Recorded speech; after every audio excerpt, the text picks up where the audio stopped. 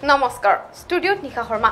সংখ্যালঘু সংগ্ৰাম পৰিষদ বিশ্বনাথ জিলাৰ সম্পাদক নাজিৰ আহমেদৰ এক সংবাদমেল ভূমিবৰ্তা প্ৰদান সন্দৰ্ভত আগবঢ়ালে বিশেষ মতামত সংবাদমেলখনৰ কিছু দৃশ্যাংশ আপোনালোকক দেখাবলৈ চেষ্টা কৰিম সেই ক্ষেত্ৰত আমি ক'ব বিচাৰিছো যে বিশ্বনাথ জিলাৰ ব্ৰহ্মপুত্ৰ নদীৰ দাঁতিকাষৰীয়া যি অঞ্চলৰ যিসকল লোক আছে সেই লোকসকলে ইতিমধ্যে যুগ যুগ ধৰি ব্ৰহ্মপুত্ৰৰ কাষত বসবাস কৰি আছে এওঁলোক এই লোকসকলে ইতিমধ্যে গৰাখহনীয়াত ক্ষতিগ্ৰস্ত আৰু এই লোকসকলে মাটি বাৰী সা সম্পত্তি সকলো হেৰুৱাই পেলাই এক প্ৰকাৰ অঘৰীৰ দৰে তেওঁলোকে জীৱন যাপন কৰি আছে আমি বিভিন্ন সময়ত আমি অসম সংখ্যালঘু সংগ্ৰাম পৰিষদে অন্যান্য দল সংগঠনসমূহে আমি স্থানীয় বিধায়ক প্ৰমোদ বৰঠাকুৰ ডাঙৰীয়া মন্ত্ৰী ৰঞ্জিত দত্ত ডাঙৰীয়া আদি কৰি আমি অসম চৰকাৰক আহ্বান জনাইছিলোঁ যে এই লোকসকলক আপোনালোকে পুনৰ সংস্থাপনৰ এটা ব্যৱস্থা কৰিব লাগে আজি যেহেতু তেওঁলোকে অসম চৰকাৰে ভূমিপট্টা প্ৰদান কৰি আছে সেই ক্ষেত্ৰত এই লোকসকলকো আপোনালোকে এই যিসকল লোক খহনীয়াত ক্ষতিগ্ৰস্ত হৈ আজি বিশ্বনাথ সমষ্টিৰ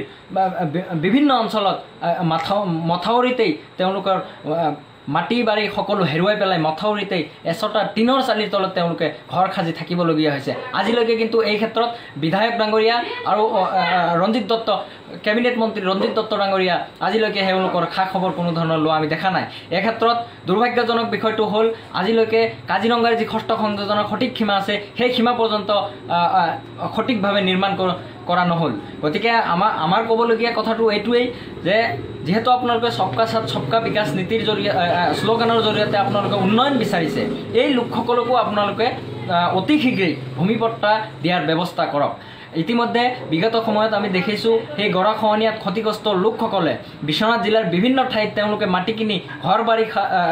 সাজিব লওঁতেই এছাম লোকে তেওঁলোকক সন্দেহযুক্ত নাগৰিক হিচাপে সন্দেহযুক্ত নাগৰিক সজুৱাই বলপূৰ্বকভাৱে তেওঁলোকৰ ওপৰত এটা অত্যাচাৰ চলোৱা হয় গতিকে এই অত্যাচাৰ যাতে হ'ব নোৱাৰে সেই লোকসকলক এই বিশেষকৈ ধৰ্মীয় সংখ্যালঘু অঞ্চলৰ এই লোকসকলৰ কাৰণে গৰাখহনীয়াত ক্ষতিগ্ৰস্ত লোকসকলক আপোনালোকে গৰাখহনীয়া ক্ষতিগ্ৰস্তৰ প্ৰমাণপত্ৰ যোগান ধৰাৰ লগতে ভূমিহীন যিসকল লোক আছে ইতিমধ্যে যিসকল ব্ৰহ্মপুত্ৰত যিসকল লোকৰ মাটি বাৰী সকলো ব্ৰহ্মপুত্ৰৰ নদীৰ মাজত বিলীন হৈ গৈছে সেই লোকসকলক আপোনালোকে ভূমিপট্টা চৰকাৰীভাৱে ভূমিপট্টা